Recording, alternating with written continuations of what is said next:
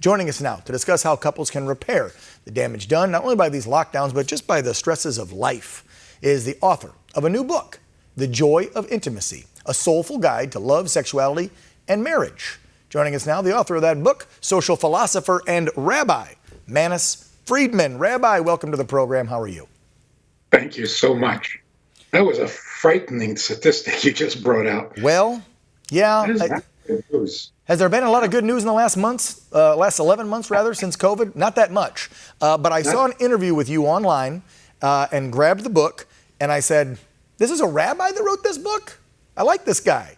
So let's talk to the couples out there who have probably gone through some rough patches over the last few months. And you talk about something in your book that people are forgetting.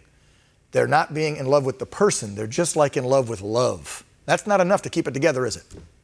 No, it's not. And a recent survey over 32 years finally came to a conclusion. It's not love that keeps couples together, it's respect. Couples that respect each other and don't lose respect for each other over the years, they're the ones who succeed. So, no, it's not love. Sorry. Respect. But here's the thing. Makes sense. How would you, and what advice would you give? You obviously did some research on this, plus you counsel people as a rabbi. What advice would you give the folks who, and let's face it, I mean, I don't care if you're the most perfect couple on the surface, you lock somebody down for 11 months in an apartment in New York City, they're not going to probably get along that well. What's your advice for them now, especially as we're being able to come out and go do things more often? I think when we first heard the idea of being locked down, of quarantined, everybody panicked.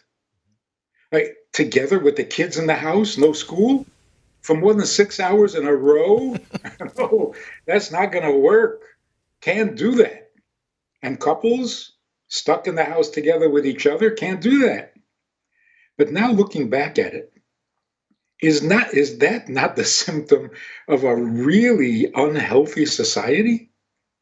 Like, do the children know you dread the thought of spending time with them? What does this do to the kids? This is not a healthy way of life.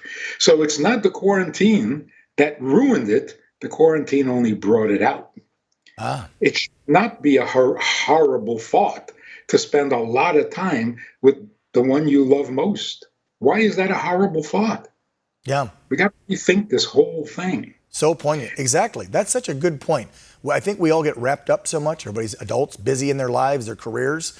They forget what truly should matter. And that's their loved ones, their family. And what does matter, bottom line, it's terrible to be alone. I think we learned this very, very acutely in this past year. Terrible to be alone. Remember that song, Piano Man? Yes. Billy Joel? They're sharing a drink they call loneliness, but it's better than being alone. Loneliness is not the worst thing, because you can share that.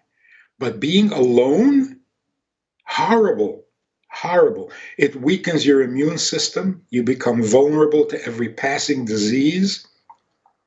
And we didn't realize until this year what a lonely society we are. Yeah.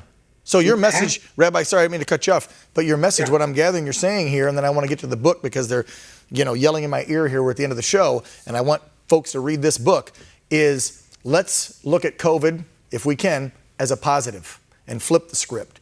That keeping us home with our loved ones, our kids, our wife, our husband, whoever it may be, was a good thing because it taught us that's what we should value and not so much all the worldly stuff, right? We were focused. Yes, we got focused. We became a little more mature. We became a little more sensitive. And we really appreciate not being alone. Rabbi, where do we get the book? Again, it's called The Joy of Intimacy, a soulful guide to love, sexuality, and marriage. Where can we find it? 3 S's. Amazon. Amazon. Rabbi Manis Friedman, thank you so much for coming on the program. You take care, sir, and God bless you. Thank you.